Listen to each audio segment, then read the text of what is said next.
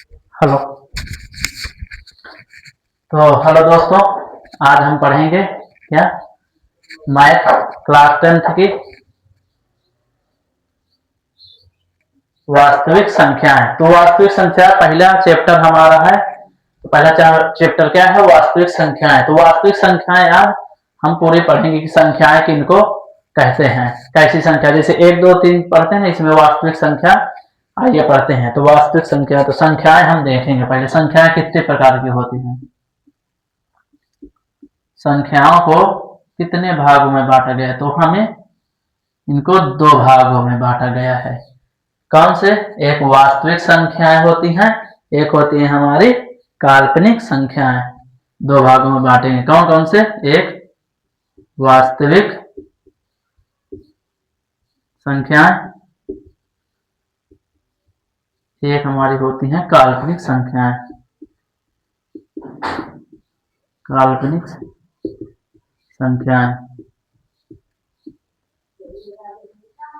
देखते हैं वास्तविक संख्याएं कौन कौन से होती हैं। ठीक है, तो हम कहां से चालू करेंगे? जैसे 2 हो गया, माइनस का 2, माइनस का 3, 4, 5, under root 6, under root 7, under root 100। कोई भी सी संख्या आ जाए, 1, 3, 8, कोई संख्या आ जाए तो उनको क्या कहते हैं हम? वास्तविक संख्याएं। काल्पनिक संख्या क्या होती हैं? जिसमें अंडर रूट में माइनस में कोई भी संख्याएं अंडर रूट माइनस में हो, कोई भी संख्याएं वो अंडर रूट के अंदर हो, उनको क्या कहते हैं? काल्पनिक संख्याएं। एक वास्तविक संख्याएं को होती हैं ये। तो वास्तविक संख्याओं को हम कितने भागों में फिर बांटेंगे? काल्पनिक संख्या हमको नहीं पढ़ना, हम हमारा चैप्टर क्या है? वास्तविक संख्या। तो वास्तविक संख्याओं को कितने भागों में बांटेंगे?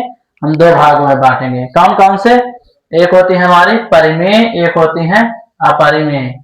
तो इसमें परिमेय और अपरिमेय। अब देखते हैं अपरिमेय संख्या क्या है, परिमेय संख्या क्या है। तो इन्हीं से छांटेंगे। वास्तविक संख्या तो ये हो गई ना, ये। तो इनमें क्या क्या हम लेंगे? जो अपरिमेय रहेंगी, इसमें क्या है? जो परिमेय है। ये तो सारी वास्तविक संख्या हो गई। इनके 2 भाग है, एक परिमेय संख्या, एक अपरिमेय संख्या। तो परिमेय संख्या क्या है? जैसे हम 0 ले लेंगे, माइनस का 2, माइनस का 3, 2, 4, 6, 8। ये हमारी क्या हो गई? हमारी परिमेय संख्या। अपरिमेय संख्या वो होती हैं जो अंडर रूट के अंदर होती हैं, जो अंडर रूट के अंदर। अगर इसमें माइनस होगी तो काल्पनिक संख्या हो जाएंगी। अगर अंडर रूट के अंदर है तो क्या होंगे हमारे? अब देखो, इसमें एक तुम्हारे में आता है 10वीं बोर्ड में, जैसे उसमें आता है पाई क्या है। तो पाई हमेशा वास्तविक संख्या है ना। तो ये क्या है? अब इसमें परिमेय है कि अपरिमेय है? पाई वास्तविक संख्या तो है, पर परिमेय है कि अपरिमेय? तो क्या होगी हमारी? पाई हमारी अपरिमेय संख्या है। ठीक है, चलिए आगे देखते हैं। तो अगर हमें, अब देखिए, इसको मिटा दें। चलिए नहीं मिटाते हैं, ये चीजें हो गए। तो हम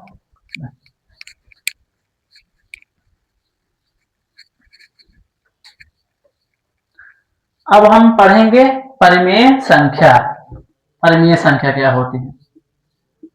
परिमेय संख्या। तो परिमेय संख्या के कितने भाग होते हैं? 3 भाग होते हैं। कौन कौन से होते हैं? पूर्ण संख्या, पूर्णांक, प्राकृतिक संख्या। पूर्ण संख्या,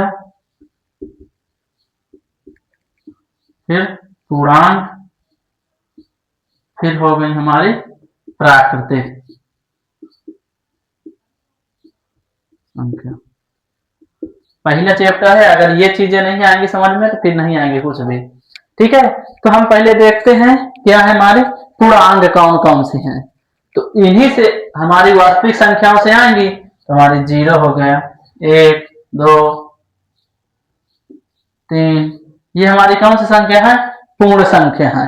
इसके बाद पूर्णांक क्या है, पूर्णांक में क्या आ जाएंगे, हमारे जो जीरो से चालू होंगे, इधर -1, -2, -3, इधर 1 2 3 4, ये भी, तो ये हमारे क्या है, पूर्णांक है, ये पूर्णांक संख्या, कितना भी माइनस में चले जाए या प्लस में चले जाए, जीरो भी, इसमें 0 1 2 3 4, जिसमें माइनस होंगे तो पूर्ण संख्या नहीं है, अगर माइनस में है तो पूर्णांक। अप्राकृतिक संख्या हमारी क्या होती है, जो जीरो को हटा देते हैं, किसको हम हटाते हैं, जीरो को हटा देते हैं, 1 2 3 4 5 6, ये क्या है हमारी प्राकृतिक संख्या, यानी प्राकृतिक द्वारा। एक मान लो ट्रिक तुम सीखो कि जो प्रकृति द्वारा उत्पन्न हो, मान लो ये पेन है, ये क्या है हमारा मार्कर है, तो मार्कर क्या है, कुछ भी नहीं है कि है, एक है ना, इसके सारे कई हो सकते हैं, एक हो सकते हैं, कई सारे हो सकते हैं। पेड़ पौधे हैं, पेड़ पौधे होते हैं कि नहीं होते, तो अगर होते हैं तो एक भी हो सकता है, कई सारे भी हो सकते हैं, कुछ भी नहीं हो सकता, जीरो कभी नहीं हो सकता। पेड़ पौधे जीरो होते हैं क्या, नहीं होते, ये तो एक होगा या तो हजारों लाख, तो ये हमारे क्या हो गए, प्राकृतिक संख्या है। चलिए अब हम इनको हमें देख लिए परिमेय संख्या में कितने हो गए, ये हमारा पहला चैप्टर है, अगर यही आ गए तो पूरी मैथ हमारी 10 की आ गई। इसके बाद हम देखते हैं सम विषम भाज्य अभाज्य। सम संख्या, सम संख्या क्या होती है, विषम क्या होते हैं, और हमारे भाज्य कौन से होते हैं, और अभाज्य कौन से होती हैं। चलिए एक बार में इनको समझा। तो सम संख्या हमारी क्या है, सम संख्या जैसे हमारी 2 4 6 8, ये क्या हमारी है, ये हमारी सम संख्याएं हैं।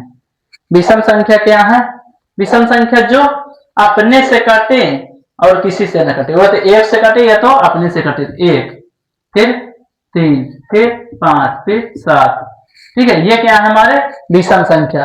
अच्छा भाज्य संख्या को क्या है, जो 2 से कटे, 2 से कटे और खुद से कट भी जाए, तो 2 से कटेंगे वो क्या होगी, भाज्य। जैसे हमारे 4 6 8, ये क्या है हमारी भाज्य संख्याएं हैं। और देखो किसी दूसरी संख्या से जो कट जाए वही भाज्य, समझ लो 2 से तो कटेगी, और किसी जैसे 9 है तो 9 भी क्या हो गए, भाज्य। 10 क्या हो गई, भाज्य। 2 से भी कटेगा, 9 तो 3 से भी कट जाएगा ना। और अभाज्य जब देखते हैं तो अभाज्य कौन सी संख्याएं हैं, जो स्वयं से कटे और एक से कट जाए, जो स्वयं से कटे और एक से। अच्छा 2 किससे कटेगा, स्वयं से कटेगा और एक से कटेगा कि नहीं कटेगा। 3 कैसे कटेगा, स्वयं से कटेगा और एक से भी कटेगा। तो 4 करते हैं तो 4 एक से भी कटेगा, 2 से भी कटेगा, स्वयं से कट जाएगा, तो ये 4 नहीं मानी जाएगी। फिर 5 हो गए, फिर 7। इसमें सिर्फ अभाज्य में सिर्फ 2 ले लेते हैं बस, और उसी तरह पूरे लिखते हैं। जैसे विषम में है तो वही चीज इसमें 1 लेते हैं, इसमें हम 2 लेते हैं बस। अभाज्य में एक दूसरे से, इसमें 2 लेते हैं, इसमें 4 से हमारा चालू होता है, ठीक है। तो हमारी ये सम विषम भाज्य अभाज्य समझ में आ गया कि नहीं। चलिए आगे देखते हैं। अब कहेगा सह अभाज्य। सह अभाज्य की परिभाषा थोड़ा सा लिखो। सह अभाज्य, सह अभाज्य क्या है, वो 2 संख्याएं, वे 2 संख्याएं जिनका उभयनिष्ठ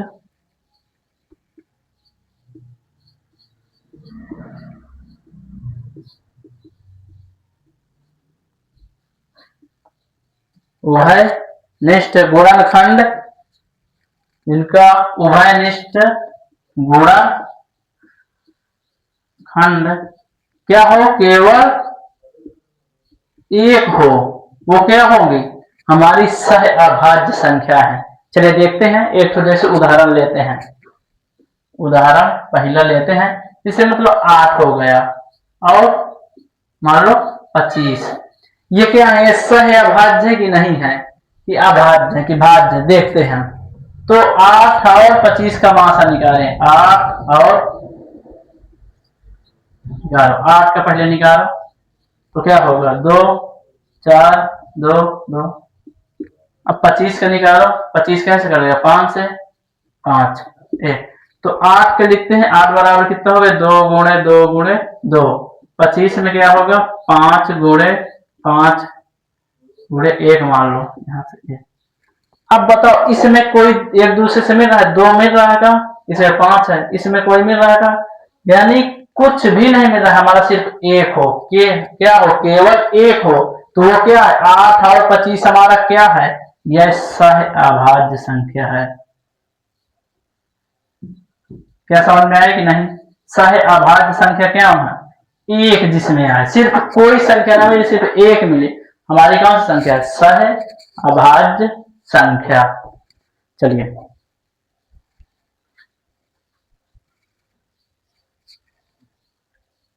अब मैं कहता हूं अभाज्य गुणनखंड, तुम्हारे में क्लास में है अभाज्य गुणनखंड।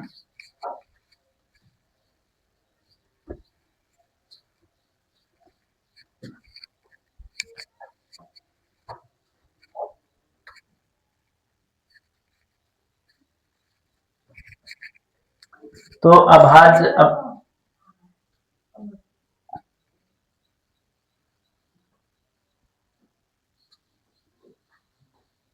गुणनखंड, चलिए देखते हैं। पहला सवाल लिखिए, 140 का कह रहा है अभाज्य गुणनखंड करिए जल्दी से।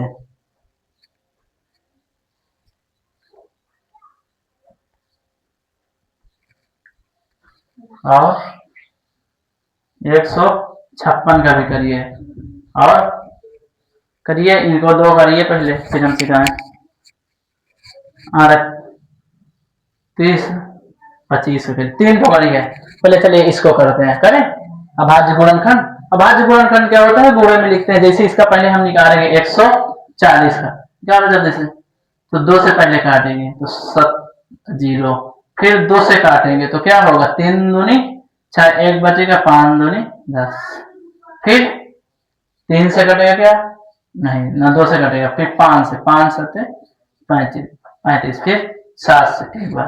तो हमारा 140 का क्या आया, अभाज्य गुणनखंड, 2 गुणे 2 गुणे 5 गुणे 7, ये हमारा क्या आया, अभाज्य गुणनखंड। इसी तरह के किसका करेंगे, 156 का। तो लास्ट में क्या है, लास्ट में देखा जाता है सम है विषम है, सम संख्या है ना, भाज्य संख्या, पहले 2 से हमेशा कटेगी, इतना है, फिर 2 से काटेंगे, 2 3 6, फिर 3 से कटेगा, 3 1 3, फिर 13 13 से। तो इसका क्या आया, सह अभाज्य गुणनखंड क्या आया, 2 गुणे 2 गुणे 3 गुणे 13। निकाला कैसे जाता है, ऐसे निकाल सकते हैं हम लोग, है ना। अब इसका करके लाना, इसका करना और करना 500 5005 का इसका, ठीक है। इसके बाद अभी यहाँ क्लास समाप्त नहीं हुई है, ये आए तो पहले ये चैप्टर है अपना कंप्लीट करना, फिर कहता है एलसीएम और एचसीएफ ज्ञात करना है, एलसीएम और एचसीएफ।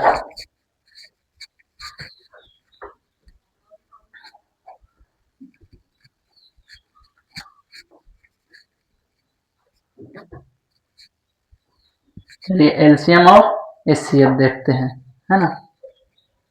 कह रहा है एलसीएम ज्ञात करो और एचसीएफ, इनको मैं दूंगा पहला सवाल, एक करके आना। इनका क्या करना है, यहाँ एलसीएम और गुणे एचसीएफ दोनों करके, पहले एलसीएम निकालना है उन दोनों संख्याओं का, फिर एचसीएफ। अगर नहीं बनेगा अगली क्लास हम बनाएंगे इसका वीडियो। तो एक सवाल हमारा लिख लिए 26 और 91, 26 और 91। पहले इन दोनों संख्या का क्या लिखेगा, एलसीएम पहले निकालेंगे, फिर एचसीएफ इन दोनों को निकालेंगे, फिर आपस में गुणा कर देंगे, बराबर लिख देंगे जो आंसर आए, ठीक है। सवाल घर के लिए है आपके लिए, तो इसको करना, ठीक है। तो आज के लिए इतना ही।